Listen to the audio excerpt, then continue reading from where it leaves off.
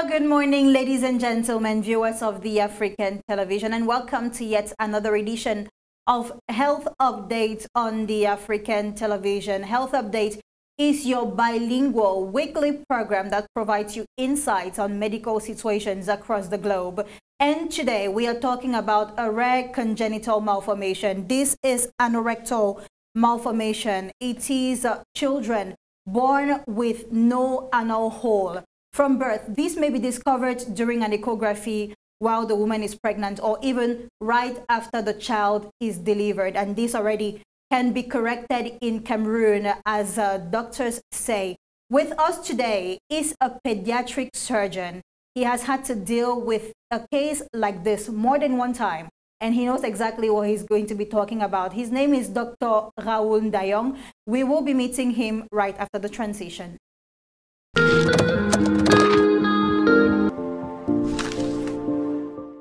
Georges Mandeng a 51 ans. Il souffre d'insuffisance rénale depuis bientôt 5 ans. Depuis lors, sa vie est une succession de malaises. Ici, 2 semaines de non-dialyse, chez nous, la personne passe de vie à traitement.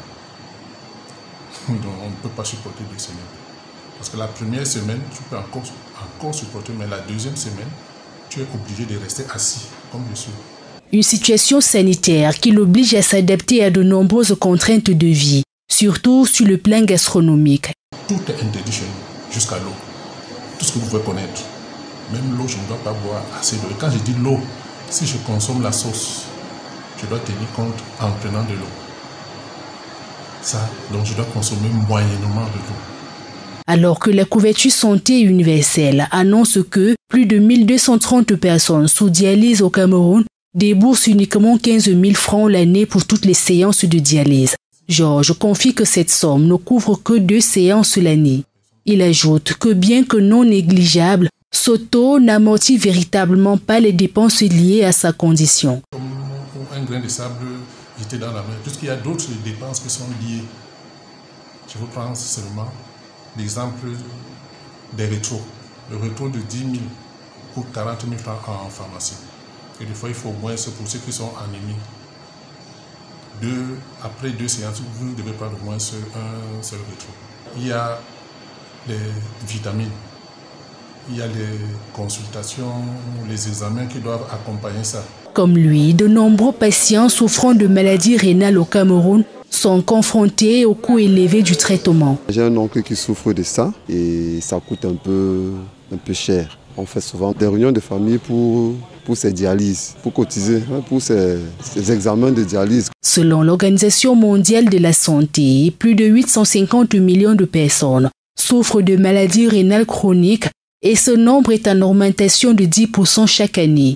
Les maladies du rein peuvent être difficiles à traiter, notamment en raison de la complexité des reins et de la nécessité de traitements spécifiques. Malgré les défis liés aux maladies du rein, il existe des solutions possibles pour améliorer les conditions de traitement et réduire les coûts. Il est essentiel de prendre des mesures pour prévenir les maladies rénales et améliorer l'accès aux soins de santé.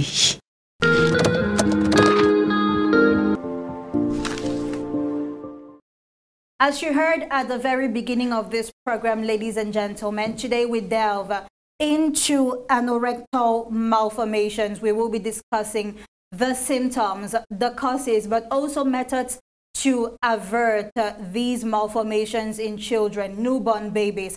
And as I told you, we will be receiving a pediatric surgeon. He is already in our midst. His name is Dr. Ndayong Raoul. Good morning and welcome. Thank you very much.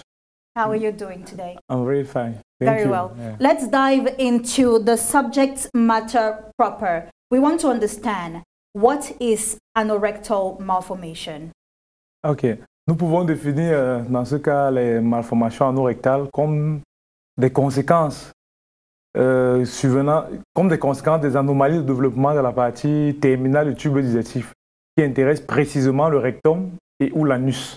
En quelque sorte, de manière simple, c'est ça la définition qu'on peut accorder. Est-ce que c'est simple ça? Est-ce que pour le Camerounais lambda, vous pouvez nous dire, est-ce que c'est quand un enfant n'a pas de trou d'anus ou alors ça vient de l'intérieur, de l'intestin? partant de la définition même, malformation anorectale, qui est le sujet dont on traite aujourd'hui. Vous voyez, dans le terme, dans malformation anorectale, on a ano pour anus, rectal qui est pour le rectum. Donc, cette malformation, la plupart du temps, ce sont des enfants qui vont naître avec des problèmes au niveau de l'anus et ou du rectum.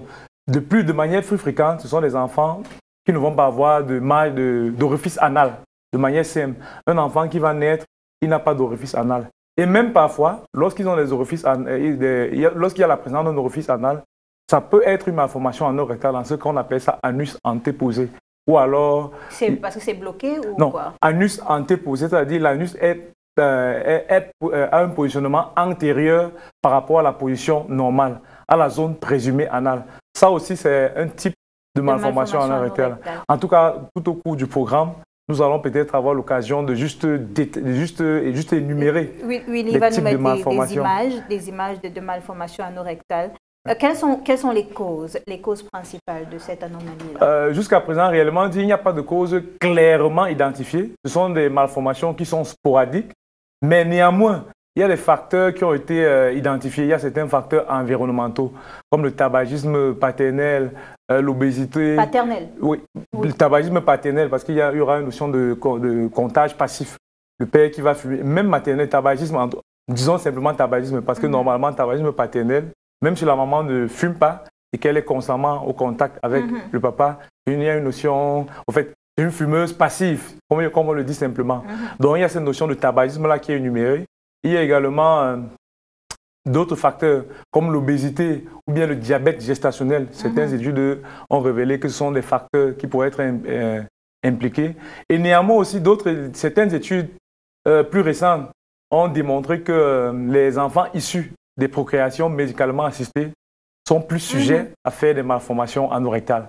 Wow. Vous voyez que donc, on peut se dire qu'un enfant qui est issu d'une grossesse normale, on va dire entre guillemets, par rapport à un enfant qui est issu d'une procréation médicalement assistée, ces enfants issus des procréations médicalement assistées seront plus sujets à faire ces anomalies-là, ces anomalies de la partie terminale du tube digestif. La grossesse dure 9 mois, dans la plupart des cas. Combien de temps est-ce qu'il faut pour un médecin ou même un parent pour détecter une anomalie anorectale? Ça, c'est une très bonne question que vous posez là. Vous savez, en fait, dans notre contexte africain, spécialement camerounais, c'est encore difficile de faire un diagnostic anténatal, c'est-à-dire avant la naissance de l'enfant, des malformations anorectales.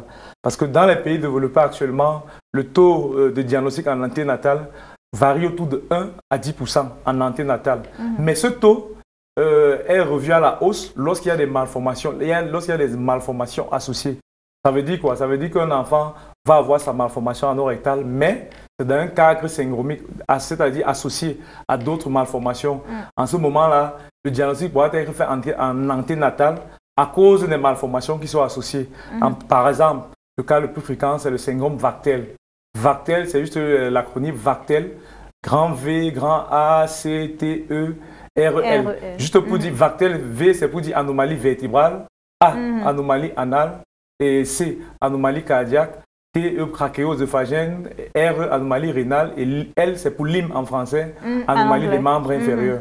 Donc, dans ce cadre syndromique-là, lorsque un enfant a une malformation anorectale, dans ce cas, le diagnostic en anténatal est beaucoup plus aisé. Je précise encore bien dans les pays en voie de développement, mais nous, on est sur la voie pour arriver à sur cette voie-là, pour pouvoir faire des diagnostics anténataux.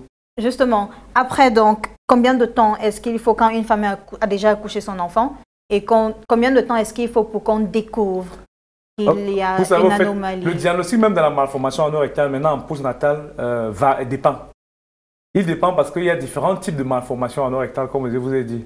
Il y a des enfants qui vont naître avec des trucs simples, anus antéposé. Il y a un orifice anal qui est bien perméable, mais qui n'est pas positionné dans la position où il devrait être. La plupart du temps, parfois, ce diagnostic-là est tardif.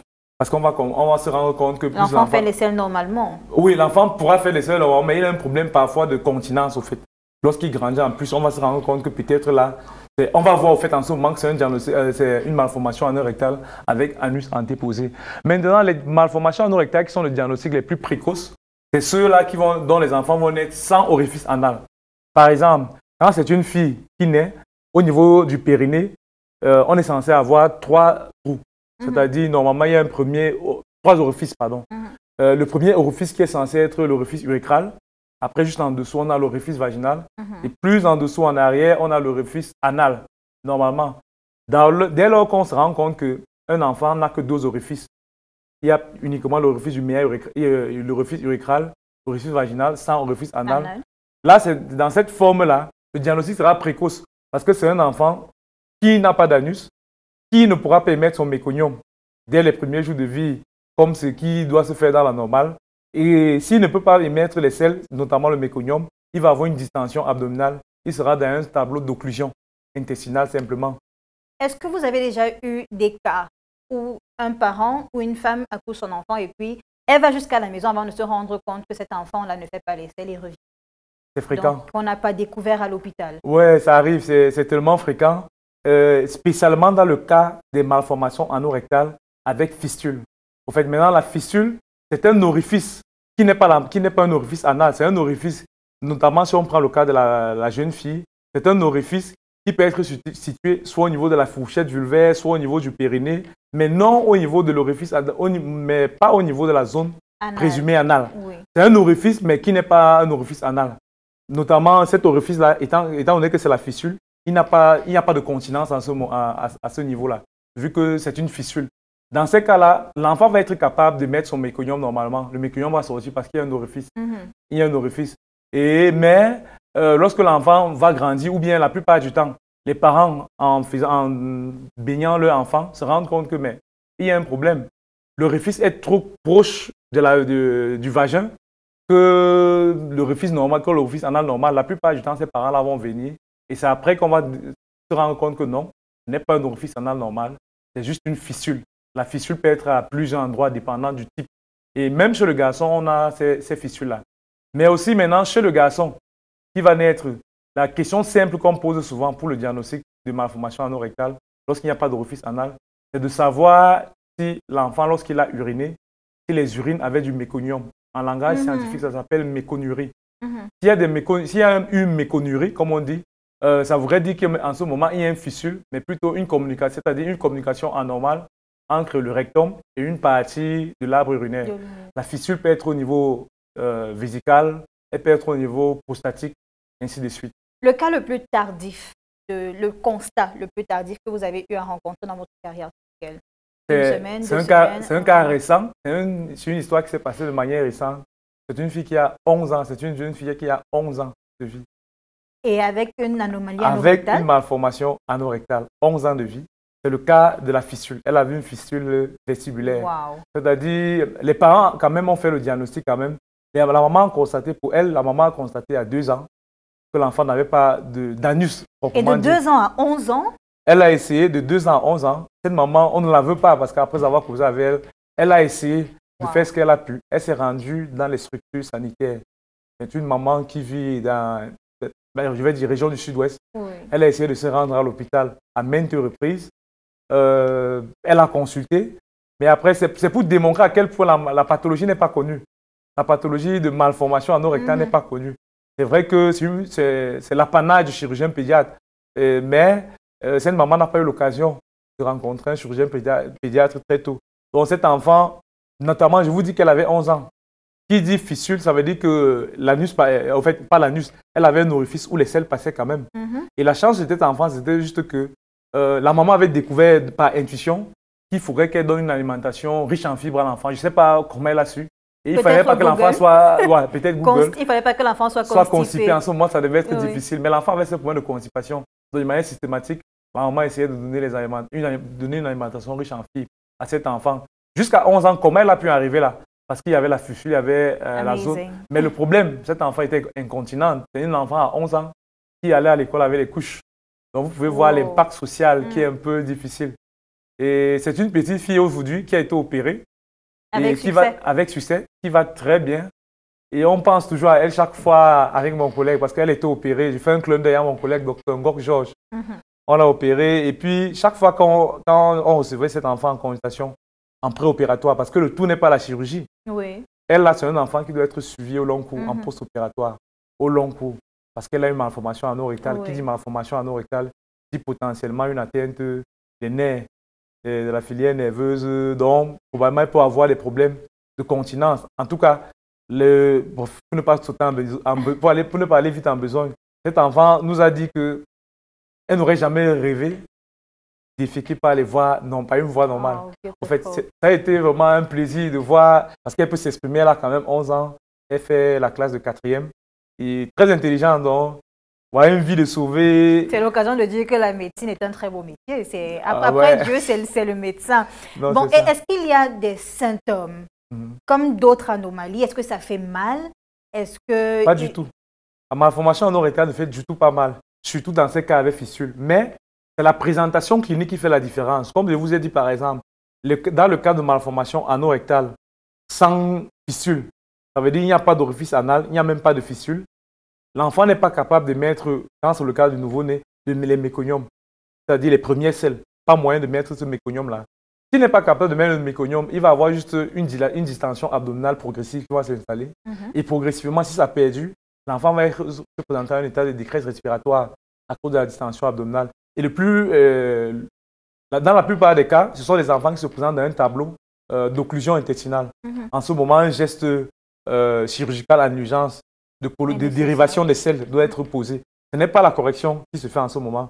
En ce moment, c'est juste la dérivation des selles pour que l'enfant puisse être Au fait, on dérive les selles, l'enfant va bien manger, prendre le poids, grandir. Après, on va faire le bilan complémentaire, l'état des lieux et programmer l'intervention chirurgicale dans ce cas-là. Parlons donc justement des méthodes de traitement. Est-ce qu'il en existe à part la chirurgie?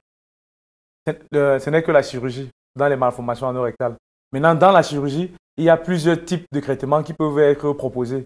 Par exemple, le cas des malformations anorectales avec fistule, c'est une malformation basse. C'est vrai qu'on n'a pas eu le temps de bien détailler les types. Oui, en gros, nous classons les malformations anorectales en malformations anorectales basses, moyennes et hautes.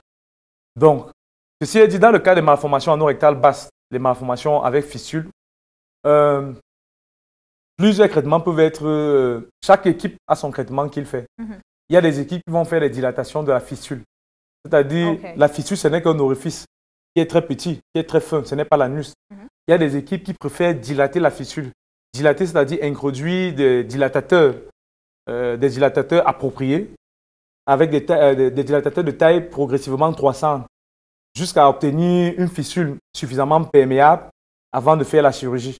Mais il y a aussi des équipes parmi lesquelles j'appartiens, ceux qui choisissent de faire une dérivation des selles première, ensuite une anorectoplastie secondaire. Anorectoplastie, c'est juste la correction de la malformation. Ça prend combien de temps, tout ça? Tout ça, ça dépend. Dans le traitement que je vous cite là, c'est un traitement en 3 étapes. Première étape, dérivation des selles. Dérivation de selles qui peut prendre quoi? 1 mois? Non, en fait, justement, on dérive d'abord les selles, dépendant de l'état clinique de l'enfant. Parfois, les enfants, s'ils sont dans un état de malnutrition, ils ne sont pas bien. Quand on dérive les selles, on laisse le temps aux parents et on travaille avec les nutritionnistes sur ce volet-là, de bien alimenter l'enfant pour que l'enfant gagne en poids, gagne en protéines. Ça peut aller jusqu'à 1 an? Non, pas jusque-là. Après 6 semaines. Environ 6 semaines. Après 6 semaines, après la dérivation aussi, on a le temps de faire, mais pas dans le cas des malformations anorectales avec fistule. Dans les malformations anorectales avec fistule périnéale ou vestibulaire. Dans ce cas, on n'a pas besoin de faire ça. Mais lorsqu'on dérive les selles, dans le cas des malformations anorectales hautes, une fois que la dérivation des selles est réalisée, l'étape suivante, c'est un examen précis. On essaie de cathétériser la partie distale du côlon. Juste pour voir à quel niveau... C'est un peu difficile à comprendre ça. Bon, de manière simple, en fait, la dérivation, c'est juste un procédé qui consiste à prendre le côlon, à le mettre à la boucher à la peau. Terre à terre, c'est ça. Donc c'est pour ça que vous allez voir certains enfants, on appelle ça colostomie. C'est pour ça que vous allez voir certains enfants qui font les selles sur le côté. Ça, c'est juste dérivé. Ça n'a pas résolu le problème qui est en aval. Ça, c'est juste une dérivation temporaire. Maintenant, comme je le disais, une fois que les selles sont dérivées, le bilan complémentaire qui peut être fait, on peut faire ce qu'on nous on appelle un colostogramme distal. C'est-à-dire, normalement, imaginez, vous voyez le tube digestif, en fait, c'est une tuyauterie qui va de la bouche à l'anus. C'est un tuyau qui, après, il y a les différentes parties anatomiques, mais en gros, le tube digestif va de la bouche à l'anus. Oui. Mais nous, on a ces enfants-là, c'est les enfants qui ont des problèmes avec l'anus et ou le rectum. Donc une fois que c'est voilà, la dérivation se fait donc au-dessus de la zone problématique. La zone problématique qui est le rectum ou l'anus plus bas. Donc on dérive donc en amont au-dessus de la zone problématique. Une fois que c'est dérivé, celles qui vont venir d'amont vont sortir facilement. Ça, c'est un anus temporaire, mais ce n'est pas réellement l'anus. Pendant ces 6 semaines-là, l'enfant reste à l'hôpital? Non, pas du tout. Vous pouvez rentrer chez vous? Pas du tout. Généralement, après 2 jours, après la colostomie, l'enfant peut rentrer à la maison. Il n'y a pas de risque d'infection? Non, pas de risque. En fait, ce sont des selles qui sont mis à la peau. Il n'y a pas d'infection. C'est carrément, les selles, ce n'est pas dia très sceptique, quoi. Donc, il n'y a pas de risque d'infection là-bas. Généralement, après 2 jours, l'enfant rentre à la maison. On procède au colostogramme distal pour essayer de crasser, de suivre, en fait, tout le trajet fistuleux si jamais il y a une communication entre le rectum et l'arbre urinaire. Ceci, maintenant, la deuxième étape du procédé va être l'anorectoplastie.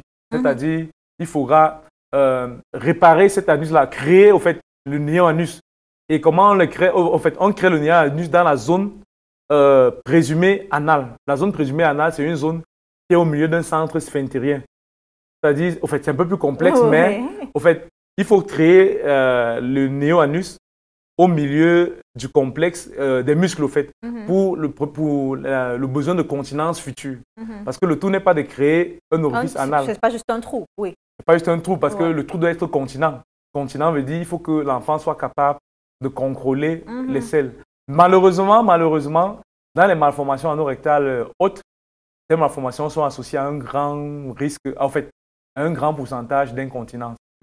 C'est pour ça que les buts de la chirurgie, normalement, c'est le rétablissement anatomique le plus, c'est-à-dire c'est la création d'un néo-anus plus proche de l'anatomie normale. La deuxième étape, c'est aussi le suivi qui est plus important. Parce que notre but, c'est d'essayer de donner une vie sociale proche de la normale, acceptable à ses enfants avec les malformations anorectales. Parce que si un enfant, au moins, a été opéré et qu'il n'arrive pas à contrôler les selles, c'est toujours un peu problématique. Oui, même s'il a un orifice, c'est un problème. Même s'il y a un orifice anal, c'est un problème. La chirurgie, elle peut durer combien de temps? 6 heures, 8 heures, 10 heures? Non, c'est trop. 6 heures, 8 heures, vous avez vraiment des heures. En fait, normalement, c'est 45 minutes à 1 heure pour les malformations anorectales basses avec fistule. Wow. En fait, ce qu'on en fait. Après, les malformations anorectales hautes, oui, elles peuvent aller aux 2h30, 3h. La période de récupération après l'opération, ça prend combien? L'enfant commence à utiliser cet anus que vous lui avez créé normalement. Ok, ça c'est une très bonne question. Généralement, après la création du néo-anus, il y a ce qu'on appelle les dilatations anales, les séances de dilatation anale. Ça se fait après 10 jours après l'opération normalement. Parce que vous savez, l'anus a été créé, c'est vrai. Donc pendant ce temps, l'enfant utilise toujours… La colostomie qui est là, qui n'a pas été fermée. La dérivation est toujours là. En fait, la dérivation le rétablissement de la continuité digestive est réalisé uniquement quand le néo-anus créé fonctionne déjà normalement. Je disais tantôt que 10 jours après l'intervention chirurgicale, on procède à des dilatations progressives anales. Et il y a des tailles maximales de dilatation à atteindre en fonction de l'âge de l'enfant. Ce sont des objectifs précis. Et toutes ces dilatations visent uniquement à limiter le risque de sténose, la sténose qui est juste un rétrécissement de la lumière. Et donc, cette dilatation vise à limiter le risque de sténose anale. Parce que oui, ces néo-anus peuvent se refermer. C'est notamment le cas de notre enfant dont on parlait de 11 ans. Elle a eu une sténose anale. Après l'anorectoplastie. Elle s'est motivée à faire… elle a reprendre au bloc. Voilà. Mais grâce à Dieu, aujourd'hui… C'est la prochaine question que je voulais poser en cas d'échec. À quoi est-ce qu'il faut s'attendre? L'échec, qu'entendez-vous par échec? L'échec de la chirurgie, si ça ne réussit pas. Si ça ne réussit pas… Sténose, oui, c'est pour ça justement que c'est justement pour ça, pour éviter ces complications dont on sait qu'elles peuvent arriver, dont la plus fréquente après une anorectoplastie, c'est la sténose anale. Pour l'éviter, on procède à des dilatations anales séquentielles, précises. Et jusqu'à un certain seuil. Je n'ai pas suivi votre question. Si vous dites après combien de temps est-ce qu'il faut passer à la dilatation? Vous avez dit 10 jours après 10 jours après l'intervention. 10 jours pourquoi? Parce qu'on s'est dit que la plaie a suffisamment cicatrisé au niveau de la marge anale. Oui, après le 10e jour, on dilate combien de fois? On commence avec des bougies de plus petites, des bougies de dilatation de plus petites, jusqu'à celle qui correspond à l'âge de l'enfant. Et les fréquences, nous les changeons tous les 10 jours environ. Okay. C'est-à-dire, on commence à dilater de manière simple. Par exemple, s'il faut commencer les dilatations avec des bougies de 8 de diamètre, 8 mm de diamètre, quand on dilate avec, si la bougie de 10 passe, non, on commence avec les dilatations de 8 mm. Lorsque la bougie passe sans frottement, sans friction, on passe à la taille au-dessus. Lorsque la taille au-dessus qui est de 9, si ça passe avec des frictions, on dilate une fois par jour. Non, en fait, et je tiens à préciser que c'est la maman qui fait les dilatations. D'accord. Pendant que l'enfant est hospitalisé, les premières dilatations se font par le personnel hospitalier qui entraîne la maman à faire des dilatations. Le malade n'a pas à revenir dans le milieu hospitalier chaque jour pour se faire dilater. C'est les mamans qui font les dilatations. Et la maman continue à dilater jusqu'à quand? Toutes les semaines, on voit la maman. Au fait, une semaine à 10 jours, comme je disais tantôt. Oui. Une semaine à 10 jours, on revoit les mamans pour changer les tailles de bougies. Pour changer les tailles de bougies et pour ne pas perdre de vue l'enfant aussi. Jusqu'à ce jour, combien d'enfants avez-vous opéré?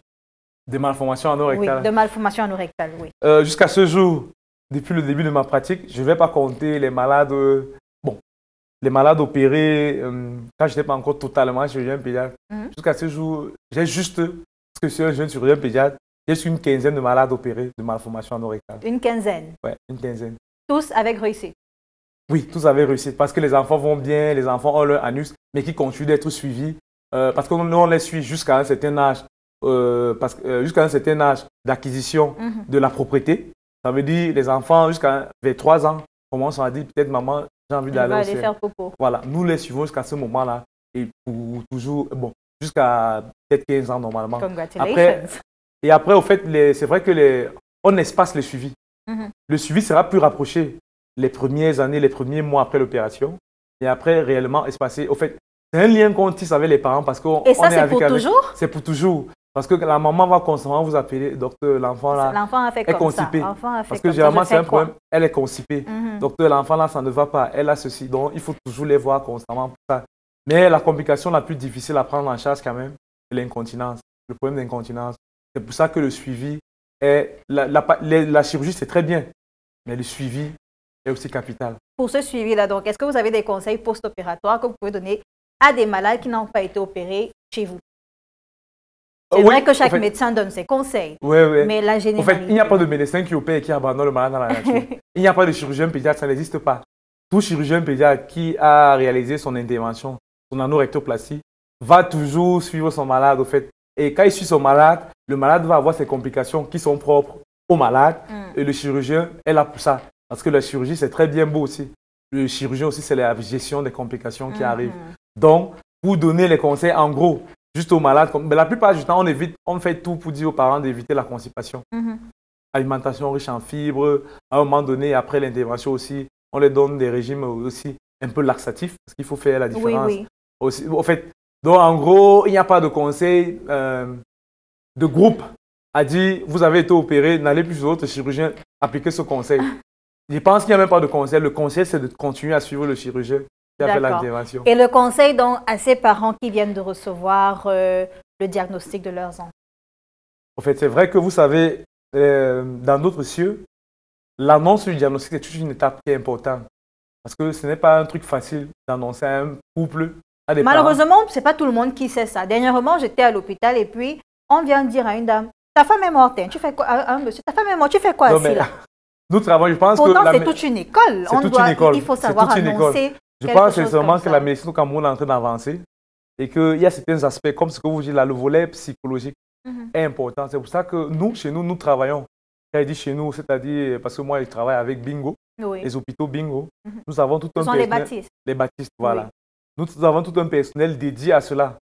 Il y a l'équipe pastorale qui est en permanence travaille avec nous et aussi avec les psychologues qui travaillent avec nous. Lors de l'annonce du diagnostic, nous essayons d'être minimum 3. Le médecin qui maîtrise la pathologie, l'équipe pastorale, pour ne pas dire le chaplain qui sera là, et puis le social worker, c'est-à-dire l'assistance sociale aussi qui va être là. Parce que l'annonce du diagnostic, c'est une partie capitale. Ce n'est pas une bonne nouvelle de dire à un parent, votre enfant a une malformation congénitale de type malformation anorectale. Et quand on dit chirurgie, ça fait toujours très peur. Donc, c'est pour ça à la fin que finalement, cette relation parent-chirurgien pédiatre est souvent très belle au fil du temps parce que les débuts sont souvent très compliqués. Moi, ça me fait.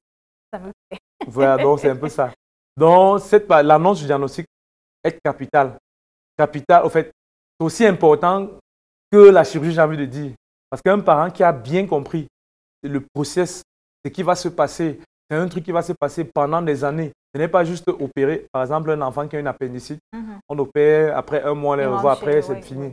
Non, c'est différent. Malformation anorectale, le suivi se fait au long cours. Je pense que moi, je suis chargée. Je pense également que les téléspectateurs le sont. Mais est-ce que vous avez un mot? Oui, un mot pour la fin. Je tiens à vous remercier de cette occasion, de cette fenêtre que vous nous donnez de parler des malformations anorectales, qui est une pathologie encore incomprise de nos jours par de nombreux personnels de santé, on pourrait dire ainsi, notamment les infirmiers, les médecins, qui, la plupart du temps, sont les premiers au contact du malade. Donc, ce que j'aimerais dire pour la fin, c'est que tout enfant qui naît d'un hôpital, d'un service hospitalier, avant la sortie de l'hôpital, devrait bénéficier d'une consultation pédiatrique. Pourquoi? Parce que c'est lors de cette consultation pédiatrique-là que le médecin pédiatre ou le médecin généraliste qui fait la consultation essaie de checker toutes les malformations visibles de l'enfant. Si on respectait ça, cette consultation postnatale, cette consultation postnatale, si elle était réalisée, on ne devrait plus avoir des enfants qui rentrent à domicile avec des malformations anorectales. Parce que le diagnostic aurait été fait directement lors du suivi postnatal, lors de la consultation postnatale. Donc, j'aimerais ici encourager tous les mamans et tout le personnel de santé à mettre un accent sur ces consultations postnatales avant la sortie du bébé de l'hôpital. Et j'aimerais aussi dire aux mamans que ce n'est pas parce que l'enfant a la fièvre au fait, parce que les parents souvent sont résistants à ça. Parce que pour elles doivent payer la consultation et l'enfant n'est pas malade. Pourquoi le consulter? Bon, non, ce n'est pas vraiment si cher que ça. Ça, c'est un autre volet. Mais après, en fait, tout enfant qui a une consultation permettrait de réduire ces malformations anorectales diagnostiquées par les parents à domicile. Merci beaucoup, docteur. Je suis chargée et je sais que les téléspectateurs également ont beaucoup appris. Juste derrière, retrouvons Valérie Naesomba. Elle a le plus santé de la semaine.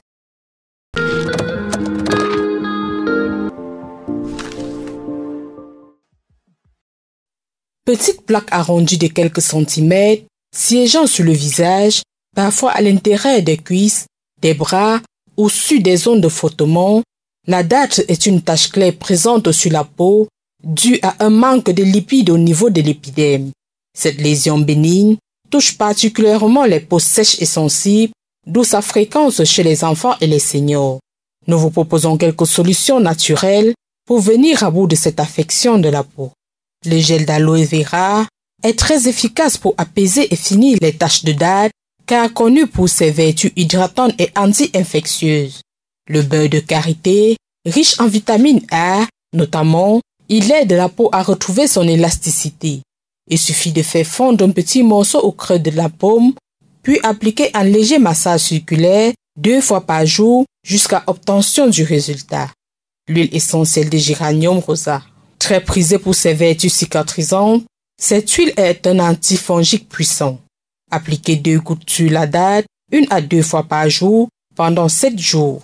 Le bicarbonate de soude. Mélangez 3 volumes de poudre pour un volume d'eau. Appliquez la pâte sur la partie affectée. La fleur marguerite. Plante présente dans les zones tropicales, elle est connue pour ses vertus apaisantes. Prendre une feuille de fleur marguerite, l'écraser, mélangez ensuite avec une huile végétale comme de l'huile d'olive ou de l'huile de coco et appliquez sur des parties malades. Le sel gemme, très efficace pour combattre les taches de date.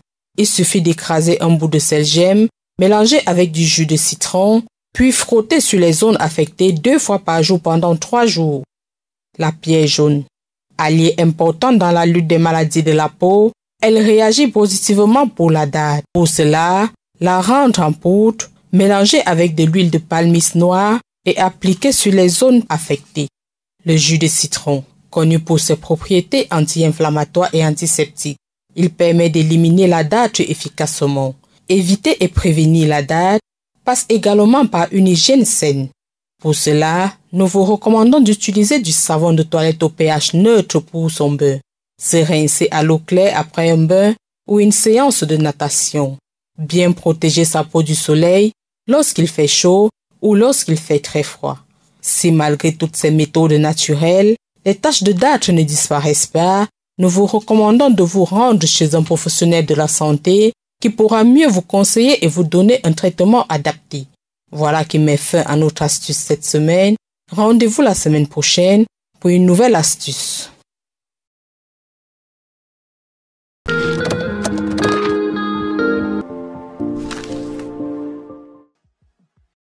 Les conseils du docteur, cette semaine encore, c'est une signature mature du docteur Tsatsop Cyril Thibault.